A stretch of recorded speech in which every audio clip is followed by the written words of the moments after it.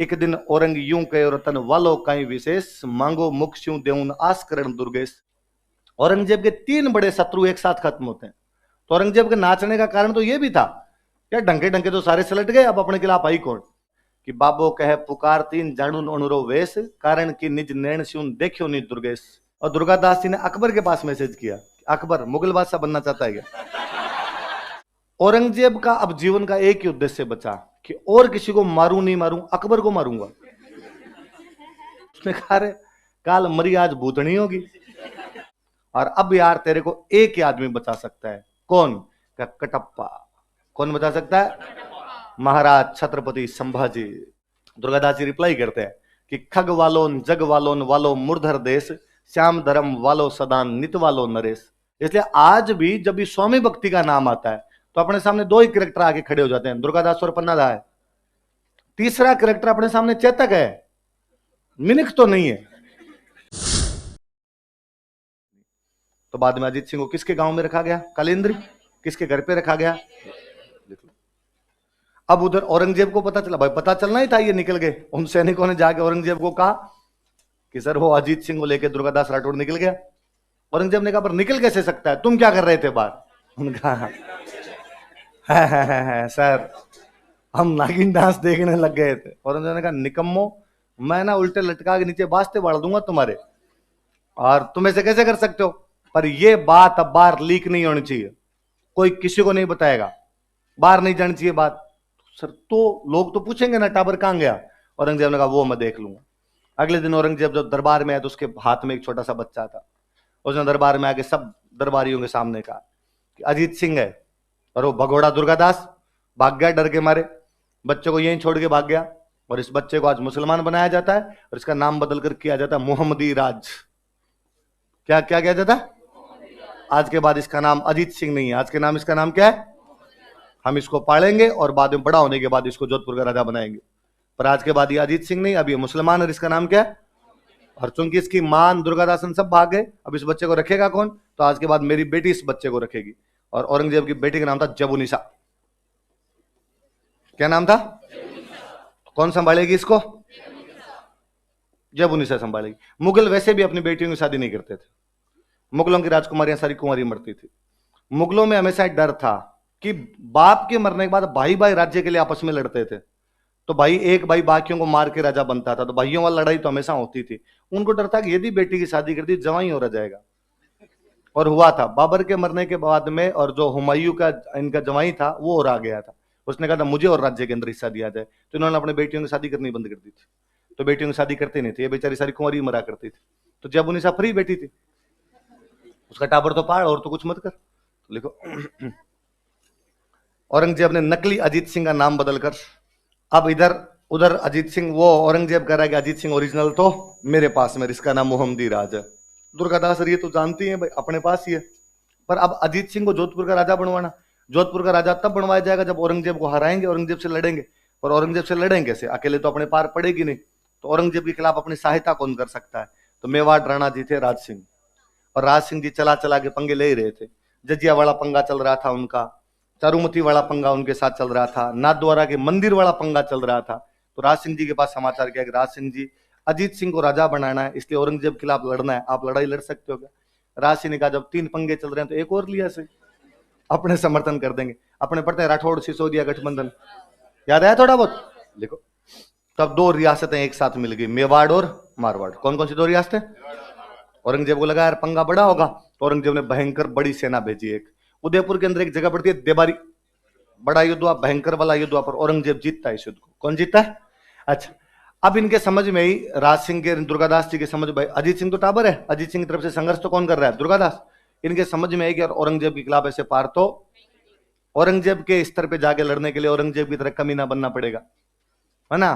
तुच्छों की लड़ाई में टुच्चा बने बिना आप जीत तो नहीं सकते। तो क्या किया जाए? तो औरंगजेब का एक बेटा था अकबर, क्या नाम था उसकी? पोस्टिंग अपने राजस्थान थी, अजमेर थी। और राज सिंह और दुर्गादास ने प्लान किया, और दुर्गादास जी ने अकबर के पास मैसेज किया, अकबर मुगल बादशाह बनना चाहता है क्या?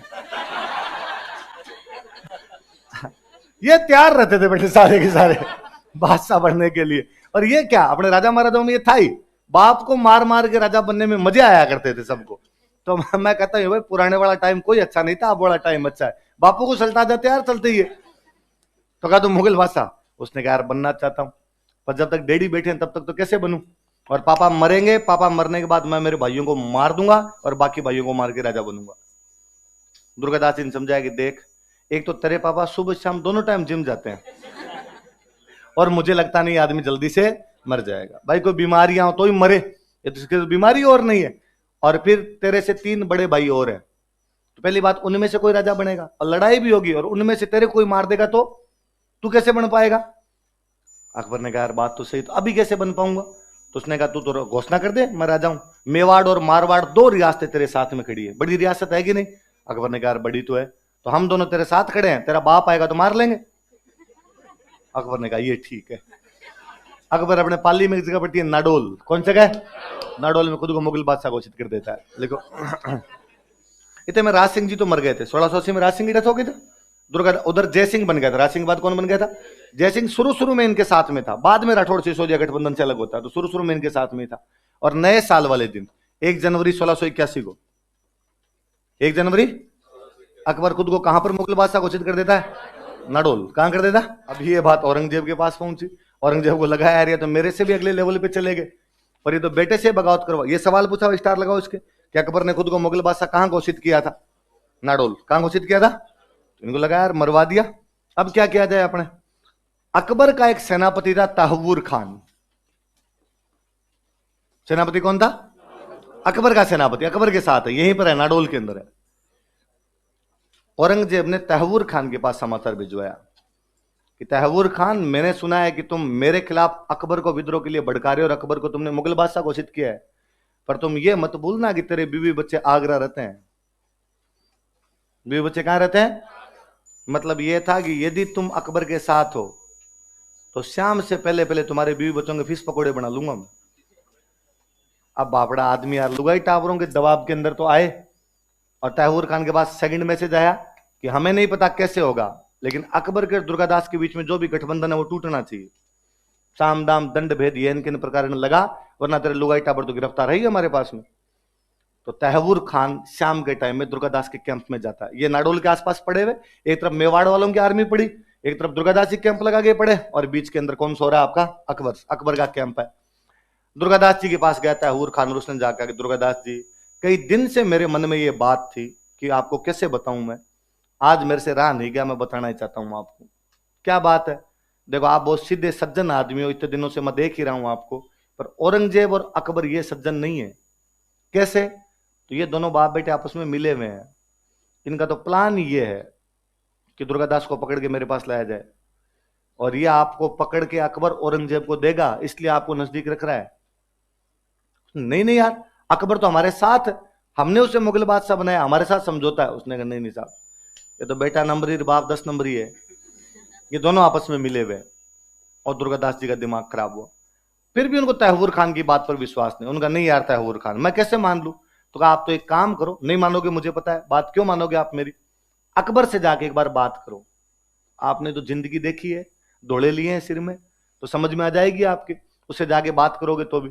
तो दुर्गादास जी अकबर से बात करने के लिए उसके कैंप में गए। रात का टाइम, अकबर अपने कैंप में सो रहा, बाहर जो गेट कीपर खड़ा था उसको तहव्वुर खान खूब सारे रुपए दे के गया कि कुछ भी हो जाए दुर्गादास जी मिलने नहीं चाहिए। उस गेट कीपर को जाते कहा, अंदर जाके अकबर को कहा कि मैं मिलने के लिए आया हूं। उसने कहा शहजादे का तो शाम को सरदर्द कर रहा था, और शहजादा कहे कि सोया है कि बस सरदर्द कर रहा है, मेरे को डिस्टर्ब ना करे। अरे तू एक बार जाके ये कह दे कि दुर्गादास आया है, फिर वो मिल लेगा। अच्छा दुर्गादास जी आप हो गया कि हाँ, तो आपके लिए स्पेशल मना किया था कि उनको कहना सुबह ही आए, रात को कोई बातचीत नहीं होगी। अब दुर्गादास जी का सच में दिमाग खराब हुआ कि यार सुबह तक औरंगजेब सेना लेके आ जाएगा और ये मेरे को पकड़ के सौंप देंगे। दुर्गादास जी ने मेवाड़ वालों के पास समाचार भिजवाया कि सीधे सीधे उधर से मेवाड़ डलो। पालीवाल ढलान, एक तरफ मेवाड़ डलती है, एक तरफ मारवाड़ डलती है। तो मेवाड़ वाली आर्मी किधर चली गई? अपने मेवाड़ की तरफ, और ये दुर्गादास ये सारे अपने किधर आ गए? मारवाड़ की तरफ। सुबह बेचारा अकबर उठा तो अकेला ही था। अब अकबर दुर्गादास जी के पीछे भागा, जब उसको पता चला उसने कहा अंकल, और ये वैसी बात नहीं है जैसी आप सोच रहे हो, और आप नहीं जानते मेरे पापा जगीरा है, जगीरा, और मेरे पापा की चाल है ये, और आप प्लीज ये मत जाइए। दुर्गादास जी को भी पता चल गया कि यार गलतफहमी हो गई, गलतफहमी की वजह से आ गए, लेकिन अब इनके हाथ में कुछ ही नहीं बचा। अब तक औरंगजेब एक बड़ी सेना लेके इनकी तरफ आ रहा था, तो कहा अब तो लड़ेंगे तो भी मर जाएंगे। तो अकबर ने कहा मुझे कौन बचाए, फंसा दिया आपने, बापू और मारेगा। तो दुर्गादास जी ने कहा तेरे को बचाएंगे यार, जब तेरे साथ हम रहे हैं तो हम तेरा साथ देंगे, क्यों चिंता कर रहा है। मिसकम्युनिकेशन हुआ अपने बीच के अंदर, तेरा गेट कीपर यदि मिलने देता तो मिसकम्युनिकेशन दूर भी हो जाता अपना। और अब यार तेरे को एक ही आदमी बचा सकता है। कौन? क्या? कटप्पा। कौन बचा सकता है? महाराज छत्रपति संभाजी। शिवाजी के बेटे थे संभाजी, जो इस समय महाराष्ट्र में नए नए छत्रपति बने थे। 1680 दुर्भाग्य है भारत का कि 1678 में काबुल में जसवंत सिंह मरते हैं, 1680 में मेवाड़ महाराणा राज सिंह मरते हैं, 1680 में शिवाजी की डेथ हो जाती है। औरंगजेब के 3 बड़े शत्रु एक साथ खत्म होते हैं। तो औरंगजेब के नाचने का कारण तो यह भी था, क्या डंके डंके तो सारे सलट गए, अब अपने खिलाफ आई कौन। और शिवाजी के मरने के बाद उसका बेटा राजा बन रहा था। बेटा कौन था?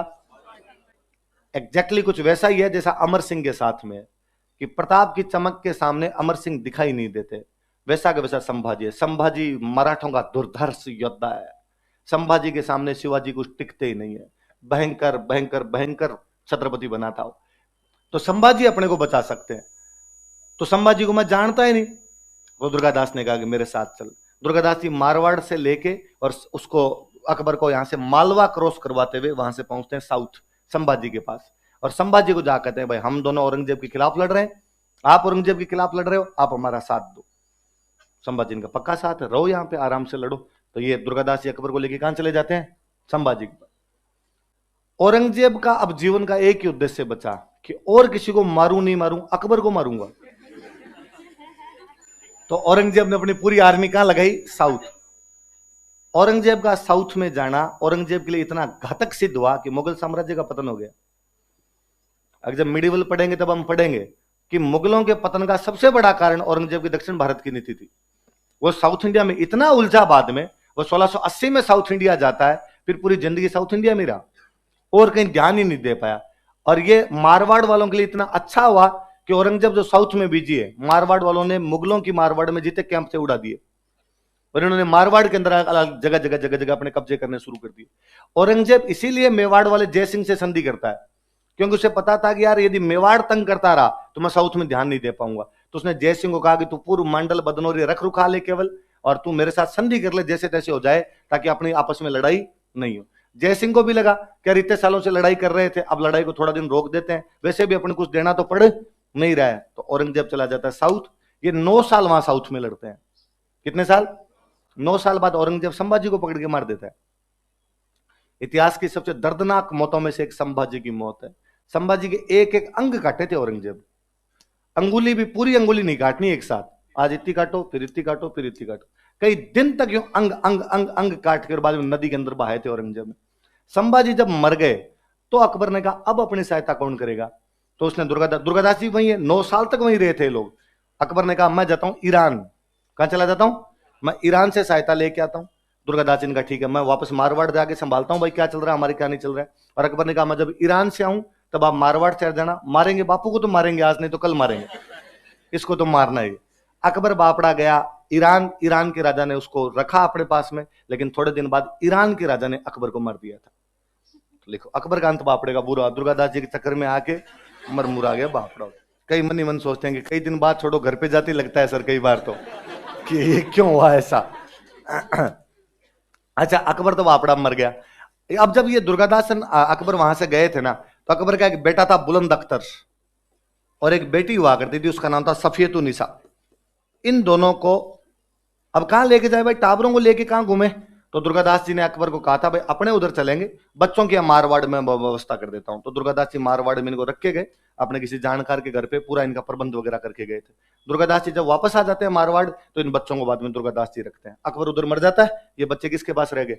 दुर्गादास। अब अकबर जब ईरान गया, ईरान जाके मर गया, तब औरंगजेब के पास ये समाचार आया कि यार अकबर तो ईरान में मर गया, तो कहा फिर अकबर का परिवार का है। तो पता चला अकबर के टाबर तो दुर्गादास के पास है। तो औरंगजेब ने दुर्गादास के पास समाचार भिजवाया कि दुर्गादास जी अपने बीच की जो लड़ाई है वो तो चलती रहेगी, कोई बात नहीं, आप ये चाहते हो अजीत सिंह को राजा बनाओ जोधपुर का, मैं चाहता हूं जोधपुर का राजा ना बनाया जाए, टाबरों का क्या लेना देना इसके अंदर, मेरे पोते पोती आपके पास है, इनको मुझे वापस दे दो। दुर्गादास ने मना कर दिया, उसने कहा नहीं, ये तेरे पोते पोती से पहले मेरे दोस्त के टाबर है, मेरे दोस्त के पुत्र पुत्री है। और जब तू तेरे बेटे को ही मारना चाहता था, अकबर को भी जिंदा देखना नहीं चाहता था, तो यदि मैंने अकबर के बेटे बेटी तेरे को दे दिए तो इनको मार देगा, और यदि तूने इनको मार दिया तो मैं यार ऊपर जाके अकबर को क्या जवाब दूंगा? अकबर मेरे भरोसे छोड़ के गया था कि मेरे टाबरों का ध्यान रखना, और मैं मरवा कैसे दूं यार इन बच्चों को? औरंगजेब ने कहा नहीं मरवाऊंगा मैं। उसने कहा नहीं, तेरी बात का तो आज विश्वास हो, कल विश्वास हो। औरंगजेब के दरबार में एक राइटर हुआ करते थे, अपने जोधपुर के एक राइटर थे, ईश्वरदास नागर। क्या नाम था? उसने ईश्वरदास जी को कहा, ईश्वरदास जी आप तो मारवाड़ के ही हो, और जाके बात करो ना यार दुर्गादास से, और मेरे टाबर तो वापस दिलवाओ। ईश्वरदास जी यहाँ आए, जोधपुर आए, और जोधपुर आके दुर्गादास जी को कहा, दुर्गादास जी अपने तो है नहीं, है तो उनके, आज नहीं तो कल टाबरों को देना ही पड़ेगा, दे दो। दुर्गादास जी ने वही बात वापस समझाएगी, ईश्वरदास जी देने में कोई हर्ज नहीं है, पर ये मार मूर देगा यार उनको, और बच्चों को मरवाया कैसे जाए ऐसे हाथ से? उसने कहा नहीं मारेगा। और अपने तो मारवाड़ में कहावत है कि मूल ना ब्याज प्यारो लगे, दादा दादी को पोते पोती ज्यादा अच्छे लगते हैं।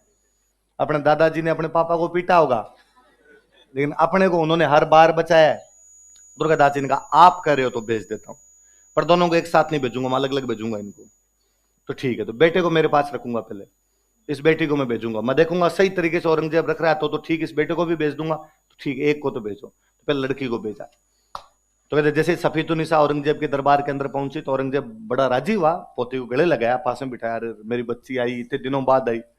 और फिर औरंगजेब ने कहा कि यार हिंदुओं के घर में रह के आई है, और वहां पे गायत्री मंत्र सिखा दिए होंगे इसको, सुबह सुबह सूर्य नमस्कार करती होगी बैठ के, और इसको मुसलमान बनाओ, इसको नमाज सिखाओ, इसको कुरान सिखाओ। उसने कहा मतलब क्यों दादू, ये सब क्यों किया जा रहा है? मैं मुसलमान हूं, मुझे नमाज आती है, मुझे कुरान भी आती है।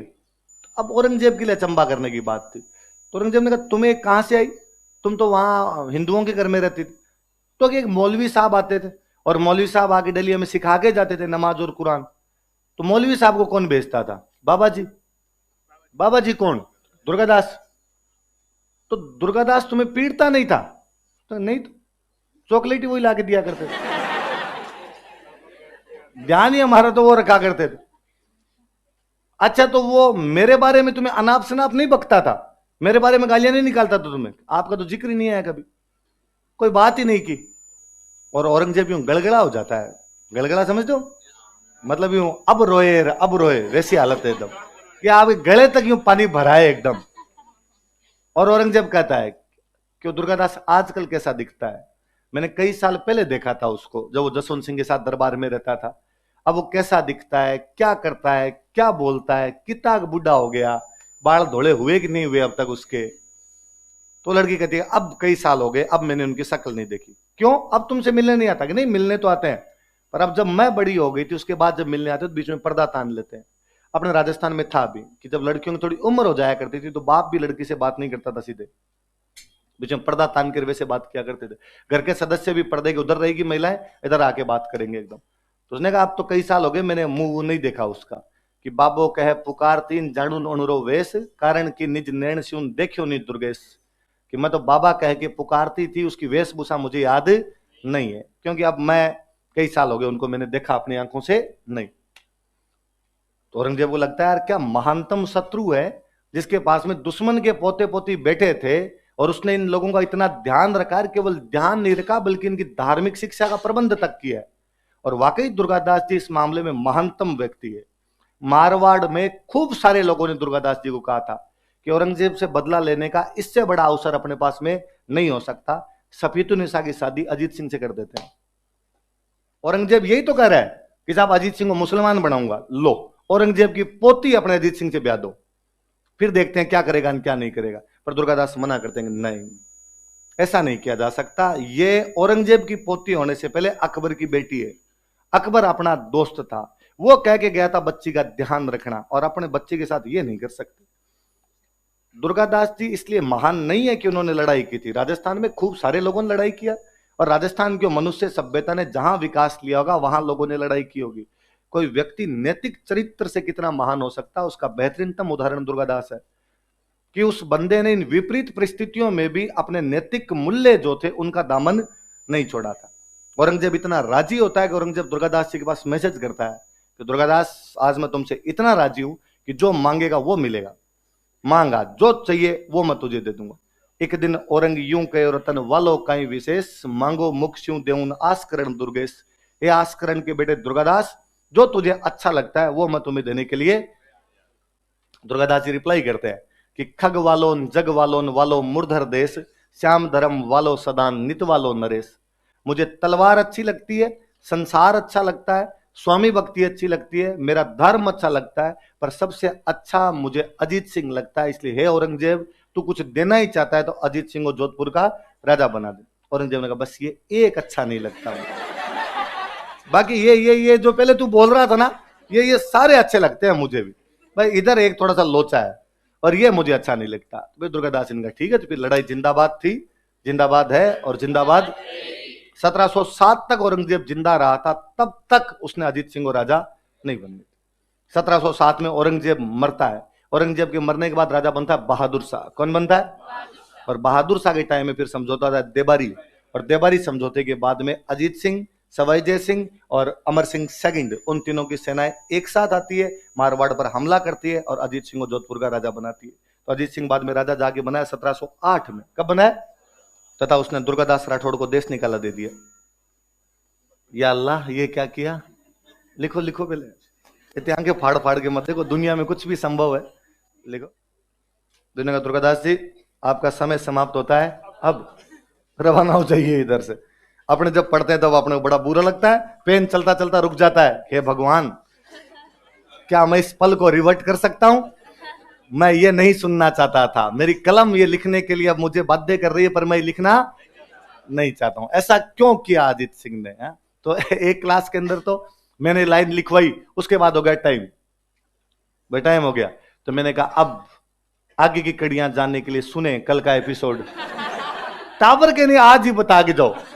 7 बजे क्लास, मैं कह रहा आगे कहानी सुनाऊंगा 7:15 हो जाए। उन्होंने कहा हम 7:45 तक बैठे रहेंगे, तू आज बता दुर्गादास जी को क्यों निकाला। तो भाई अचानक ऐसे कैसे किया जा सकता है? वह यह था कि भाई अजीत सिंह को राजा बनाने में 30 साल लग गए थे। कितने साल लग गए थे भाई? 1678 में जसवंत सिंह जी मरते हैं, 1708 के अंदर ये राजा बनता है। बीच का टाइम क्या है? 30 साल। इन 30 साल के दौरान मारवाड़ की तरफ से संघर्ष कोई आदमी कर रहा था, तो कौन थे? दुर्गादास। अब इन 30 सालों में अजीत सिंह भी तो 30 साल का हो गया।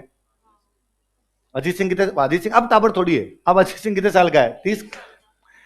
ब्याह शादी हो रखी है अजीत सिंह की, टाबर वाबर अजीत सिंह के खुद की अब हालत ही है। अब अजीत सिंह राजा वाली सीट पे है, दुर्गादास जी उसे नीचे वाली सीट पे बैठते हैं। पर लोगों की आदत नहीं सुधरी अभी तक। पहले जब भी इन 30 सालों में लड़ाइयां चलती तो ऑर्डर कौन देते? दुर्गादास। संधि करने जाते तो कौन जाते? दुर्गादास। अब बाहर से कोई बंदा आया और उसको आगे पूछना भाई सेना कहां भेजनी है कहां नहीं भेजनी है, अब पूछना चाहिए अजीत सिंह से। क्यों? राजा कौन है? अजीत सिंह।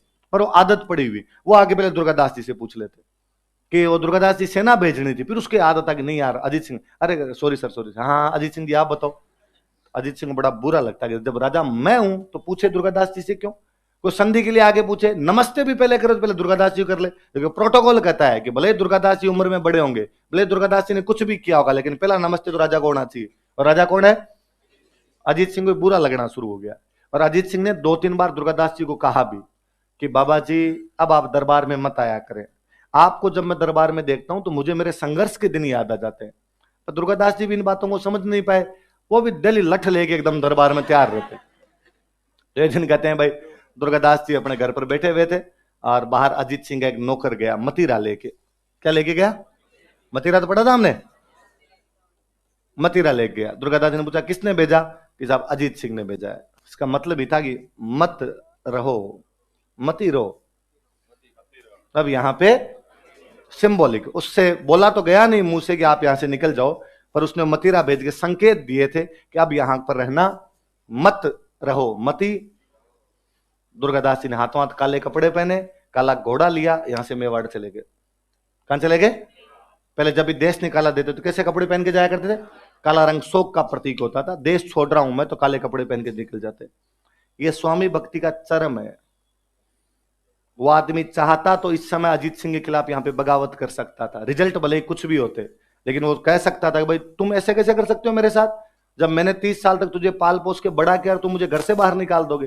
पर दुर्गादास जी एक बात को जानते थे कि सेवक का एकमात्र कर्तव्य स्वामी की आज्ञा को मानना होता है। कभी जसवंत सिंह जी जब काबुल में मर रहे थे तब वो कह के गए थे कि जसवंत कयो जोय को घर रखवाड़ो दुर्गड़ो, कि जसवंत सिंह ने कहा था कि घर की रखवाली यदि कोई करेगा तो कौन करेगा? दुर्गादास को। और उस आदमी ने एक दिन नहीं 30 साल तक मारवाड़ की क्या की थी? रखवाली। अब स्वामी चेंज है, अब स्वामी कौन है? अजीत सिंह। और अजीत सिंह कह रहा है कि दुर्गादास को मारवाड़ की आवश्यकता, ठीक है, स्वामी की आज्ञा मानी जाए, वो चुपचाप चले जाते हैं। इतिहास में ऐसा कैसा एक कैरेक्टर और दिखाई देता हमें, बैराम खान। अकबर, अकबर को जो राजा बना था उसका नाम क्या था?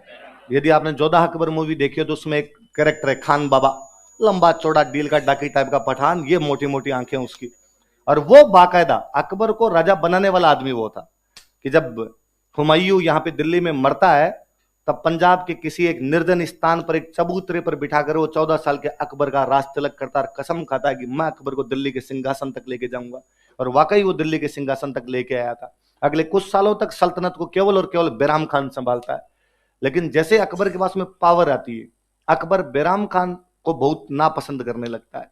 और अकबर एक दिन समाचार देता है आगरा के अंदर कि मैं दिल्ली शिकार खेलने के लिए जा रहा हूं। अकबर दिल्ली जाता है, दिल्ली जाके एक समाचार फिर भेजता है कि पूरा मंत्रिमंडल बर्खास्त किया जाता है, नए मंत्री बनाए जाएंगे, इसलिए पुराने सारे मंत्री दिल्ली आके मेरे सामने हाजिरी दो। पुराना मंत्रिमंडल बर्खास्त मतलब बैराम खान भी बर्खास्त। और बैराम खान के बाद समाचार आया कि अकबर ने कहा कि तू हाजिर हो उसके सामने दिल्ली। उसने कहा रे काल मरी आज भूतनी होगी, मतलब अकबर मुझे कहेगा कहां हाजिर होना है, कहां हाजिर नहीं होना, नहीं हो रहा मैं अकबर के सामने जाके हाजिर हूं। और वो कौन होता है? मंत्री बनाने वाला, हटाने वाला हूं मैं मंत्री, और मुगलिया सल्तनत मेरी है। राजा की आज्ञा का उल्लंघन कोई भी करे दंड मिलेगा, हमेशा मिलेगा। अकबर ने सेना भेजी, जाओ बैराम खान को पकड़ के लाओ। और जब सेना गई तो बैराम खान ने कहा अच्छा आप सेना और भेजोगे? बैराम खान के पास खुद की सेना थी, वो लड़ लिया सामने, लड़ा, अकबर से हारा। इस बार बंदी बनाकर हथकड़ियों में डाल के लेके गए। अकबर ने पूछा कि खान बाबा मार दिया जाए या छोड़ दिया जाए? खान बाबा ने कहा कि अंतिम इच्छा है, हज कर लेने दे। क्या कर लेने दे? हज करने के लिए जाना चाहता हूं। बैराम खान हज के लिए रवाना होता है। व्यक्ति के जब बुरे दिन आते हैं तब क्या होता है? वो बैराम खान जिसके नाम के पत्ते तक नहीं हिला, पत्ते तक डरा करते थे हिलने से कि बैराम खान आ गया, वो बैराम खान जब हज करने के लिए जा रहा था, एक गुजरात में कोई अफगान रहता था जिसके पिता को किसी टाइम बैराम खान ने किसी युद्ध में मार दिया था, अकेला बैराम खान को मार जाता है। तो बैराम खान का अंत यह है कि वो मुगलिया सल्तनत को सब कुछ संभालने वाला था, पर बैराम खान और दुर्गादास के कैरेक्टर में अंतिम समय में जाके थोड़ा सा लोच है कि दुर्गादास जी अंतिम समय तक स्वामी भक्त है, बैराम खान लास्ट में जाके अकबर के खिलाफ क्या कर देता है? उसी बैराम खान के बेटे थे अब्दुल रहीम खाने खाना। रहीम जी, रहमन धागा प्रेम का मत तोड़ो छिटका, वो जो थे वो रहीम जी बैराम खान के बेटे थे। बाद में बैराम खान की वाइफ के साथ अकबर शादी कर लेता है, अकबर ने शादी कर ली थी बाद में बैराम खान की वाइफ के साथ। तो रहीम जी बाद में अकबर के बेटे के नाम से जाने जाते हैं। बाकी वो बेटे किसके थे? बैराम खान, बैराम खान के बेटे थे। तो बैराम खान लास्ट में बगावत कर देता है, दुर्गादास जी लास्ट तक स्वामी भक्त दिखाई देते हैं। इसलिए आज भी जब भी स्वामी भक्ति का नाम आता है तो अपने सामने दो ही कैरेक्टर आके खड़े हो जाते हैं, दुर्गादास और पन्नादा है। तीसरा कैरेक्टर अपने सामने चेतक है, मिनख तो नहीं है, पशुओं में जाना पड़ता है बाद में। बाहुबली देखिए, उसमें कटप्पा एक ही काम करता है, राजा का ऑर्डर मानता है। वो ऑर्डर भले ही सही है भले ही, दुर्गादास जी वाले कैरेक्टर में साफ वही है।